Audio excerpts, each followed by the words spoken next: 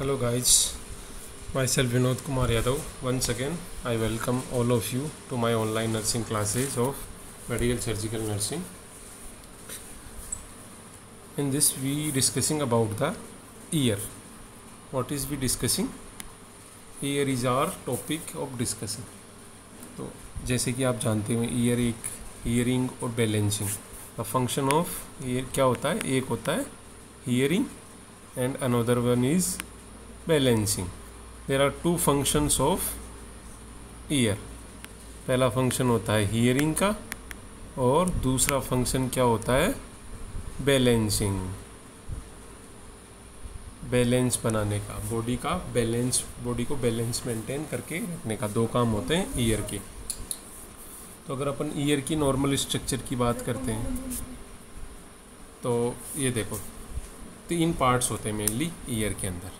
सबसे पहले external ear, इस फोटो की बात करें अपन तो सबसे पहले एक्सटर्नल ईयर जो कहाँ तक होता है टिम्पेनिक मेम्ब्रेन तक, जिसके अंदर पिन्ना और कैनाल दोनों चीज़ें आती हैं।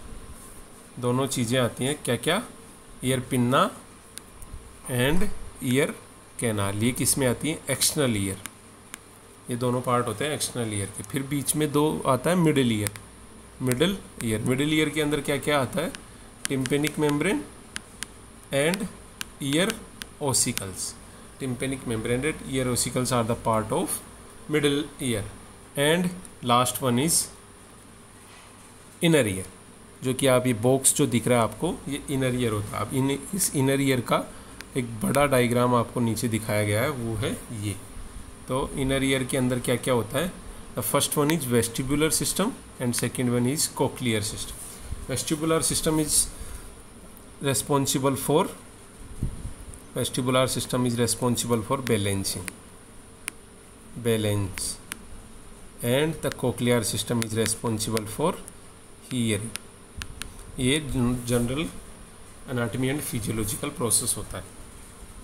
अब इसके अंदर बात करें तो अपन डिजीज़ की बात करें उससे पहले मैं आपको एक चीज़ और बताना चाहूँगा। द फ्लूइड और the endolymphatic and lymphatic system of year के अंदर जो लिम्फेटिक सिस्टम होता है उसका क्या सीन होता है वो बताना चाहूँगा। तो मेनली दो तरह के फ्लूइड पाए जाते हैं ईयर के अंदर, इनर ईयर के अंदर। इनर ईयर की वेस्टिबुलर जो ट्यूब्यूल्स होती हैं उनमें और कोक्लिया की जो ट्यूब्यूल्स होती हैं उनके अंदर दो तरह के फ्लूइड पाए जाते हैं। कौन से द एंडोलिम्फ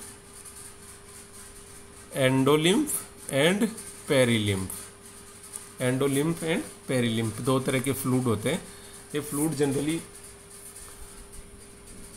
इनर जो पार्ट होता है, जैसे कि आपको इस फोटो में दिख रहा है जो ग्रीनिश पार्ट है, ये जो ग्रीनिश पार्ट है ना अंदर अंदर अंदर अंदर अंदर, ये ग्रीनिश पार्ट रिप्रेजेंट कर रहा है आपके एंडोलिम्फ को। जो ग्रीन है वो है एंडोलिम्फ एंड जो ब्लू है वो है पेरिलिम्फ। तो एंडोलिम्फ एंड पेरिलिम्फ दो तरह के फ्लूइड पाए जाते हैं। अब इन दोनों में मेजर डिफरेंस क्या होता है, जो एंडोलिम्फ होता है उसके अंदर पोटेशियम बहुत ज़्यादा अमाउंट में होता है और जो पेरिलिम्फ होता है उसके अंदर सोडियम ज़्यादा अमाउंट में होता है। जैसे कि आप इस फोटो में देख पा रहे हैं नीचे दिखाया हुआ है वेस्टिबुलर सिस्टम। जो वेस्टिबुलर सिस्टम है, वेस्टिबुलर सिस्टम इसके अंदर अगर बात करें एंडोलिम्फ होता है उसके अंदर पोटेशियम का अमाउंट है 149 mm ऑफ Hg या 149 mm, जबकि जो कोक्लियर सिस्टम है उसके अंदर 157 और सोडियम 1.3, मतलब सोडियम कम है और पोटेशियम ज़्यादा है एंडोलिम्फ में। किसमें एंडोलिम्फ। कई बार कंपटीशन एग्जाम्स में भी अगर क्वेश्चन पूछ ले कि the endolymphatic system in the lymphatic system of year endolymph is rich in which electrolyte, तो कौन सा होता है पोटेशियम। पोटेशियम ज़्यादा होता है एंडोलिम्फ में और सोडियम ज़्यादा होता है किसमें पेरिलिम्फ। ये दो तरह के मेनली फ्लूइड पाए जाते हैं ईयर के अंदर, वेस्टिबुलर सिस्टम या इनर ईयर के जो स्ट्रक्चर्स होती हैं इनके अंदर। अब ये जो एक आपको लूप नुमा स्ट्रक्चर दिख रहा है इसको बोला जाता है एंडोलिम्फेटिक सैक। इस सैक के अंदर आप देखो इसके अंदर सोडियम ज़्यादा है। ये क्या होता है, ये दोनों को मिला के जो एक्सक्रिएट होता है ना सिस्टम, एक्सक्रिएट मतलब इसका ड्रेनेज, एंडोलिम्फ और पेरिलिम्फ का जो ड्रेनेज होता है, ड्रेनेज करने का काम करता है एंडोलिम्फेटिक सेक। तो एंडोलिम्फ जहाँ पे ड्रेनेज होता है उस पार्ट को बोलते हैं एंडोलिम्फेटिक सेक।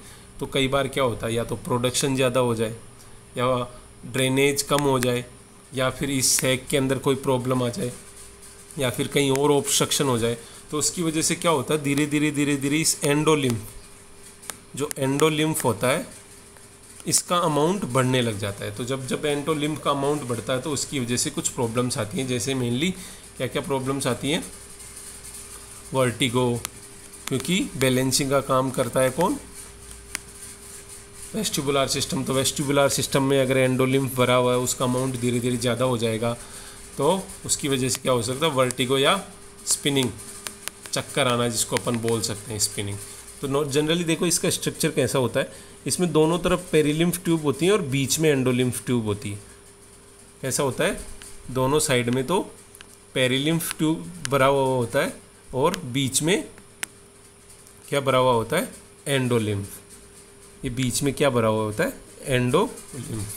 तो ये एंडोलिम्फ क्या होता है, कई बार इस मेम्ब्रेन को रप्चर कर देता है जो साइड में, और बाहर आके पेरिलिम्फ के साथ मिक्स हो जाता है। तो अगर ये पूरा फ्लूड एंडोलिम्फेटिक फ्लूड हो जाएगा, या इसके अंदर रप्चर, मेम्ब्रेन रप्चर हो जाने की वजह से इधर चला जाएगा, तो इसकी वजह से क्या हो सकता है, इसकी जो फंक्शनिंग है वो हो सकती है, और उसकी वजह से जो इसका मेन फंक्शन क्या है, वर्टिगो, वो हो सकता है। और साथ में ही अगर ये कोक्लियर सिस्टम को अफेक्ट कर रहा है तो क्या हो सकता है, हियरिंग लॉस भी हो सकता है। तो मेनली तो वर्टिगो इसका सबसे मोस्ट कॉमन कैरेक्टरिस्टिक होता है वर्टिगो, किसका, इस बीमारी का, जब एंडोलिम्फ बढ़ जाता है। तो इस बीमारी को किस नाम से जाना जाता है, इसके बारे में आज अपन पढ़ेंगे, क्या होता है, कैसे होती है, क्या क्या सिम्टम्स आते हैं, उनके बारे में आज अपन डिस्कस करेंगे। तो इस बीमारी का नाम है first endolymphatic hydrops. Endolymphatic hydrops, endolymph का बढ़ जाना, एंडोलिम्फेटिक हाइड्रोप्स, या फिर जो इस साइंटिस्ट ने इसका इजाद किया था या इसको डिस्कवर किया था, उसके नाम पे इसको मेनियर्स डिजीज़ के नाम से भी जाना जाता है। इस नाम से मेनियर्स डिजीज़ या एंडोलिम्फेटिक हाइड्रोप्स, ये दोनों नाम इस डिजीज़ के होते हैं। इसके अंदर क्या होता है, जब इनर ईयर के अंदर एंडोलिम्फ का अमाउंट बढ़ जाता है किसी भी रीजन से, तो या वहाँ की अमाउंट बढ़ने की वजह से मेम्ब्रेन रप्चर हो जाती है, तो उसकी वजह से the vertigo is occurred. Vertigo, episodes of vertigo अगर हो रहे हैं तो उस कंडीशन को क्या बोला जाता है, मेनियर्स डिजीज़। तो इसकी डेफिनेशन देखना चाहिए, तो देखो, an inner ear disorder that cause episodes of vertigo. एक इनर ईयर का डिसऑर्डर होता है मेनियर्स डिजीज़, जिसमें क्या होते हैं, episodes of vertigo. Next point, Meniere's disease usually starts in 1 ear. इस यूजुअली एक ही कान में होती है, मतलब यूनिलेटरल। कई बार अगर एग्ज़ाम में, कंपटीशन एग्ज़ाम में पूछ लें तो यूनिलेटरली होती है, लेकिन बाद में अगर बहुत लंबे टाइम तक कंटिन्यूसली बनी हुई है तो ये बाइलेटरल भी हो सकती है। और अगर इसके साथ साथ अगर आप स्मोकिंग करते हैं, या इन्फेक्शन हो रहा है, या हाई साल्ट डाइट जो कि हाइपरटेंशन कोज कर सकती है, तो इस कंडीशन को और भी वर्ष कर सकते हैं। क्योंकि अगर हाइपरटेंशन हो जाएगी, फ्लूइड का वॉल्यूम बढ़ जाएगा, हाइपोवोल्यूमिया हो जाएगा, तो उसकी वजह से एंडोलिम्फ का फॉर्मेशन और बढ़ जाएगा, और एंडोलिम्फ और ज़्यादा हो जाएगा, तो उसकी वजह से क्या हो सकता है, ये कंडीशन और भी ज़्यादा सीवियर हो सकती है। नेक्स्ट पॉइंट की बात करें, Meniere's disease is a disorder of inner ear that can lead to dizzy spells या vertigo and hearing loss. In most cases Meniere's disease affects only 1 ear. तो क्या क्या हो सकता है, vertigo and hearing loss is the main symptoms of Meniere's disease. तो क्या होगा Meniere's disease, Meniere's disease is a disorder that causes episodes of vertigo. और होता क्यों है, जब एंडोलिम्फ का ड्रेनेज कम हो जाए, या प्रोडक्शन बढ़ जाए, या कोई ऑब्स्ट्रक्शन आ जाए, तो उस कंडीशन में क्या होता है, ये कंडीशन अराइज होती है। कौन सी, मेनियर्स डिजीज़। तो मेनियर्स डिजीज़ क्या है, एक इनर ईयर का डिसऑर्डर है, जिसके अंदर क्या होते हैं, एपिसोड्स ऑफ वर्टिगो, क्योंकि इसके अंदर एंडोलिम्फेटिक सिस्टम में एंडोलिम्फ जो होता है उसका अमाउंट बढ़ जाता है। अब ये फोटो में आप और भी क्लियर हो जाएगा। अब एक तरफ तो आप देख पा रहे हैं एक healthy inner ear, healthy inner ear जिसके अंदर ये जो ब्लूइश पार्ट है ये क्या है, एंडोलिम्फ, और जो पिंकिश हल्का लाइट पिंकिश कलर या ब्राउन सा कलर दिख रहा है ये है पेरिलिम्फ। तो अब इस जो हेल्दी ईयर है इसमें देखो आप, एंडोलिम्फ नॉर्मल है, वेस्टिबुलर सिस्टम है, कोक्लियर सिस्टम है, एंडोलिम्फेटिक्स है, एक सब नॉर्मल। लेकिन अब इसमें मेनियर्स डिजीज़ में जो है इनर ईयर की कंडीशन कैसी हो जाती है, देखो आपको यहाँ पे डिफरेंस नज़र आ रहा होगा, यहाँ पे डिफरेंस नज़र आ रहा होगा। अब देखो एंडोलिम्फ बढ़ गया जिसकी वजह से डायलेशन हो गया, जो एंडोलिम्फेटिक ट्यूब्यूल्स होती हैं उनका डायलेशन हो जाता है, और क्योंकि एंडोलिम्फ का अमाउंट धीरे धीरे बढ़ता जा रहा है, तो जहाँ पे ड्रेनेज हो रहा था वहाँ पे ऑब्स्ट्रक्शन हो गया, उसकी वजह से तो ये सैक भी स्वेल्ड नज़र आ सकता है। और जहाँ जहाँ पे भी एंडोलिम्फ होता है वो सब एरियाज आपको यहाँ पे थोड़ा सा थिन दिख रहा होगा, वही यहाँ पे थिकनेस यहाँ पे बढ़ गई है, मतलब वो एरियाज या वो ट्यूब्यूल्स जहाँ जिनमें एंडोलिम्फ भरा हुआ था उनकी विड्थ बढ़ गई है, या वहाँ पे उसका अमाउंट ज़्यादा हो गया जिसकी वजह से वो डायलेट हो गई है। तो इस कंडीशन को क्या बोला जाता है, मेनियर्स डिजीज। नेक्स्ट बात करें इससे रिलेटेड कुछ और फैक्ट्स के बारे में, तो males are affected more than females. कौन सा सबसे पहला फैक्ट है कि मेल्स आर अफेक्टेड, मेल्स में ज़्यादा होता है। वैसे बहुत रेयर होती है, बहुत कम देखने को मिलती है डिजीज़, लेकिन होती है तो मेल्स में ज़्यादा होती है फीमेल्स के बजाय। और मोस्ट कॉमन एज ग्रुप जिसको ये अफेक्ट करती है वो है क्या है, 35 to 60 years of old males, mainly males, and 50% of patient of this disorder having family history of this disease। मतलब कि ये जेनेटिक प्रेडिस्पोजिशन भी या जेनेटिक कंडीशन, जेनेटिक्स भी इसका एक कोज हो सकता है कि ये by one generation to another generation इस डिजीज़ का ट्रांसमिशन होता हो। तो Meniere's disease is a condition of inner ear, condition of inner ear in which the endolymphatic या endolymph is increased that cause vertigo, episodes of vertigo and hearing loss, episodes of vertigo and hearing loss, that is known as Meniere's disease या endolymphatic hydrops। Next बात करें अपन इसके causes की, तो causes क्या है, सबसे पहले तो इडियोपैथिक कि द एग्जैक्ट कोज, बहुत सारे साइंटिस्ट इसके बारे में यानी इन्वेस्टिगेशंस करी, सबके अलग अलग फैक्ट्स आए, किसी में क्या रीज़न हुआ था, किसी में क्या था, किसी में क्या था, पर कोई एक स्पेसिफिक रीज़न किसी का नज़र नहीं है। मेनली इन्फेक्शन को बजाया जाता है, कुछ लोग जेनेटिक प्रीडिस्पोजिशन बताते हैं, कुछ एनाटॉमिकल एबनॉर्मलिटीज़ को मानते हैं कि एनाटॉमिकल एबनॉर्मलिटीज़ हो जाती है जिसकी वजह से प्रोडक्शन बढ़ जाना या कोई ऑब्स्ट्रक्शन आ जाना, एनाटॉमिकल स्ट्रक्चर कोई जैसे सैक था, एंडोलिम्फेटिक सैक था, उसमें कोई ऑब्स्ट्रक्शन था या उसकी स्ट्रक्चर ऐसी थी कि वो ड्रेन नहीं कर पा रहा था, या कोई और प्रॉब्लम, कोई भी प्रॉब्लम जिसकी वजह से ऐसा हो सकता है, या फिर सोडियम वाटर रिटेंशन या हाइपरटेंशन जैसी कंडीशन है उनकी वजह से हो सकता है। ये सब बातें अलग अलग साइंटिस्ट ने अपनी अलग अलग डिस्कवरीज़ के अंदर बताई हैं। तो इसमें सबसे पहले तो इडियोपैथी की एग्जैक्ट तो इसका किसी को नहीं पता, लेकिन कुछ और फैक्टर्स जैसे हर पेशेंट में अलग अलग फैक्टर्स देखे गए हैं। किसी में होता है कि इम्प्रॉपर फ्लूइड ड्रेनेज, क्योंकि ड्रेन नहीं हो पाता वो एंडोलिम्फ, तो धीरे धीरे धीरे स्टोर होता रहता है, बढ़ता जाता है, क्योंकि एनाटॉमिकल एबनॉर्मलिटीज़, किसी एनाटॉमिकल एबनॉर्मलिटीज़ जैसे आपने बात करी वेस्टिबुलर सिस्टम, लेटरल जिसके अंदर सुपीरियर, लेटरल और पोस्टीरियर 3 ट्यूब्यूल्स पाई गई थी, या फिर कोक्लियर जो सिस्टम था, गेंगे की लाइक की स्ट्रक्चर थी, इन स्ट्रक्चर्स और एंडोलिम्फेटिक सैक, इनमें किसी में भी कोई एनाटॉमिकल एबनॉर्मलिटी हो, या कहीं पे कोई ब्लॉकेज हो, कोई ऑब्स्ट्रक्शन हो, या कोई स्ट्रक्चर डेवलप ही ना हुई हो, तो उसकी वजह से क्या हो सकता है कि जो फ्लूइड का ड्रेनेज था वो डिस्टर्ब हो सकता है, और उसकी वजह से धीरे धीरे इसका अमाउंट बढ़ सकता है, और वो क्या कोज कर सकता है, मेनियर्स डिजीज या एपिसोड्स ऑफ वर्टिगो कोज कर सकता है। Second, auto immunity means the body की खुद की जो सेल्स होती हैं वो ही अपनी बॉडी की सेल्स के अगेंस्ट, या जो एंटीबॉडीज़ बनती हैं कहीं पे, वह एंटीबॉडीज़ खुद की बॉडी की सेल्स को एज ए एंटीजन रिसीव करती हैं और उनके अगेंस्ट अटैक करना शुरू कर देती हैं और उनको किल करना शुरू कर देती हैं। तो वो भी एक इसका रीज़न माना गया है कि उसकी वजह से भी ऐसा हो सकता है। इसके बाद बात करें एलर्जीज़ जैसे बात करें अपन, upper respiratory infections are the most common reason of ear disorders. कोई भी ईयर का डिसऑर्डर हो रहा है उसके अंदर इम्पोर्टेंट रोल है रेस्पिरेटरी इन्फेक्शंस और एलर्जीज़ का।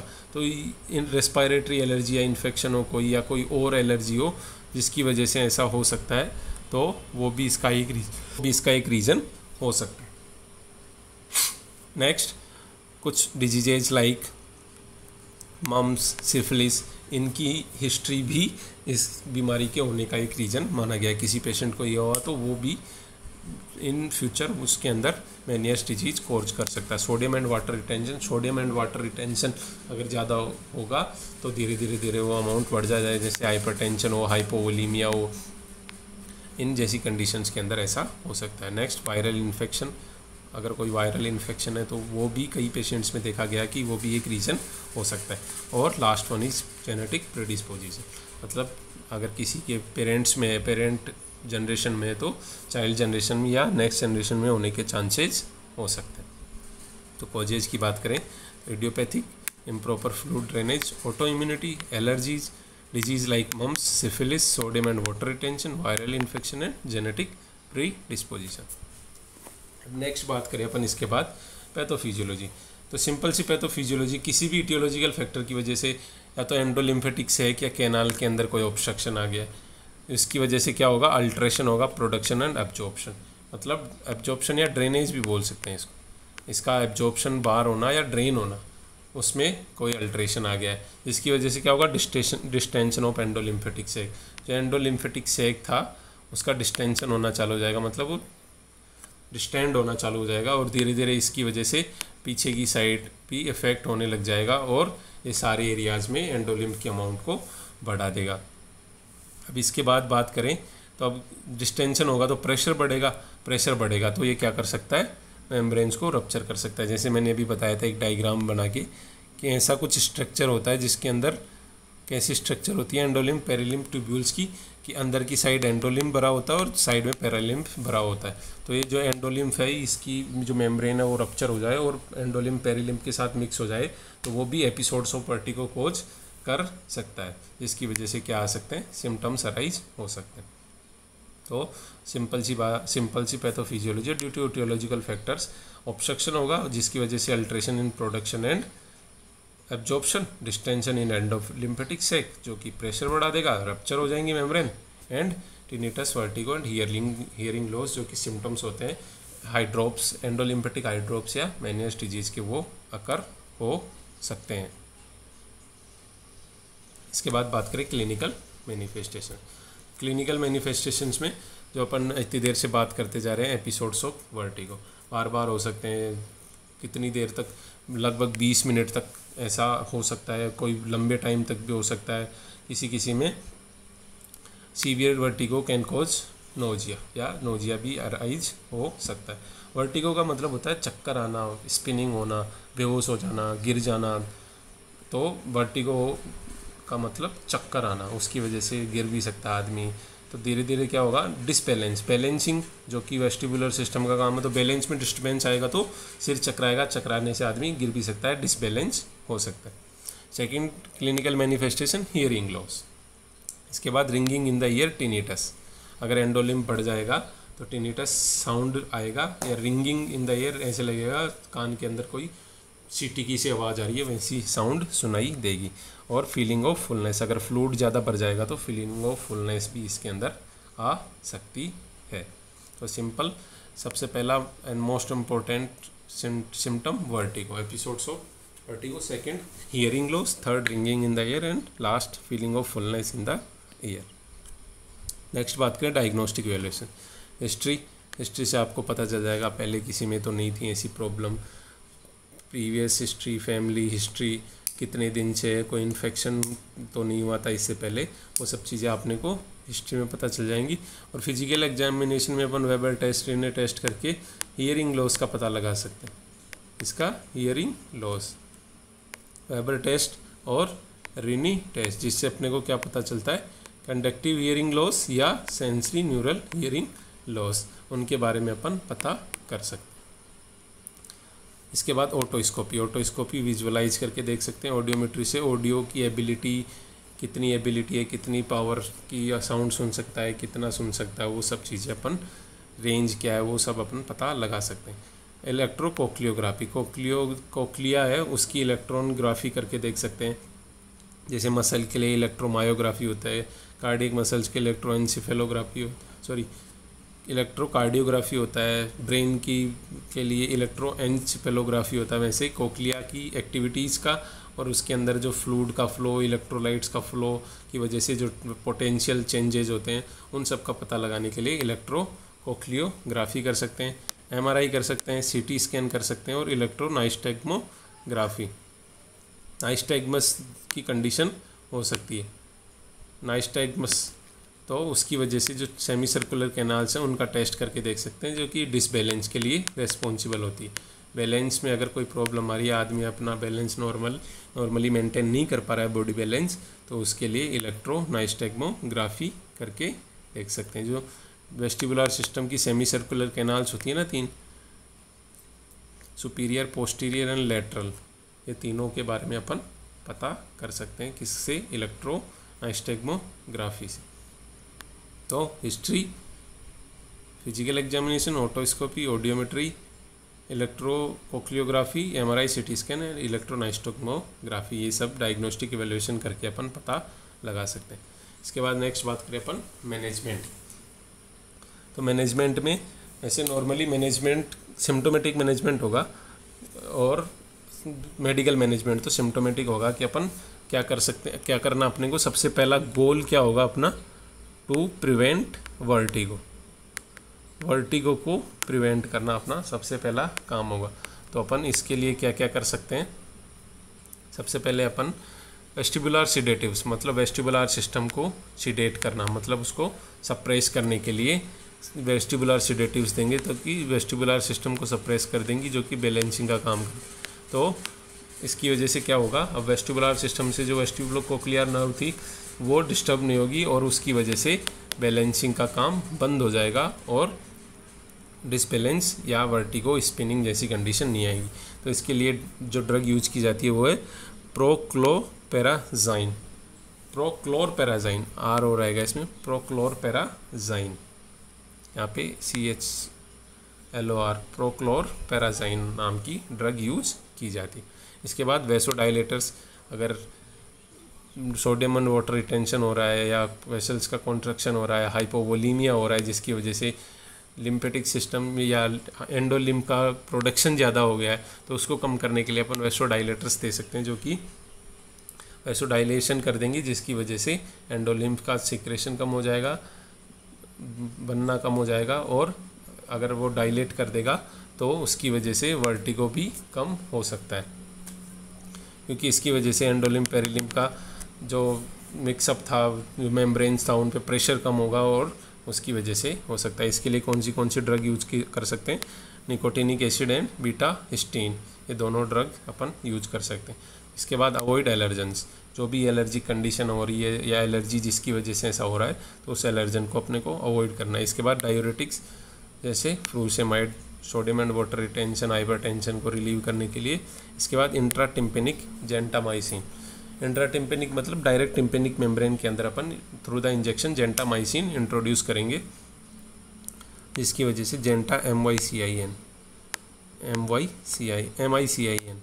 जेंटामाइसिन, ये ड्रग अपन इंट्राटिम्पेनिकली मतलब डायरेक्ट टिम्पेनिक मेम्ब्रेन के थ्रू अपन ईयर के अंदर इंसर्ट कर देंगे या डिलीवर, या जो भी आप बोलो उसको, अपन इंट्रोड्यूस, डिलीवर, या जो भी बोलना चाहो आप वो बोल सकते हो, टिम्पेनिक मेम्ब्रेन के थ्रू वहाँ पे इंजेक्शन लगा के जेंटामाइसिन दे सकते हैं।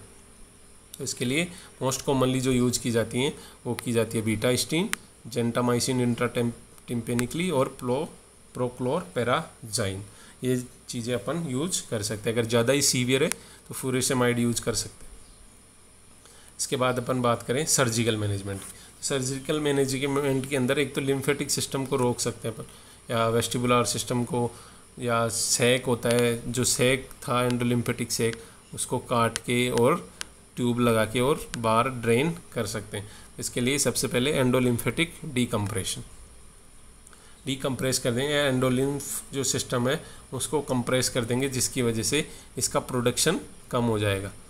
अगर एंडोलिम्फेटिक जो सीक्रेशन हो रहा है वहाँ पे डिकम्प्रेशन कर दिया तो इसका सीक्रेशन कम हो जाएगा। दूसरे बाद एंडोलिम्फेटिक शंट ऑपरेशन, इसमें क्या करेंगे, एंडोलिम्फेटिक सैक था उसके अंदर कट लगा के और अपन एक शंट बना देंगे, जिसकी वजह से एंडोलिम्फ का ड्रेनेज बाहर होने लग जाएगा। इसके बाद अल्ट्रासोनिक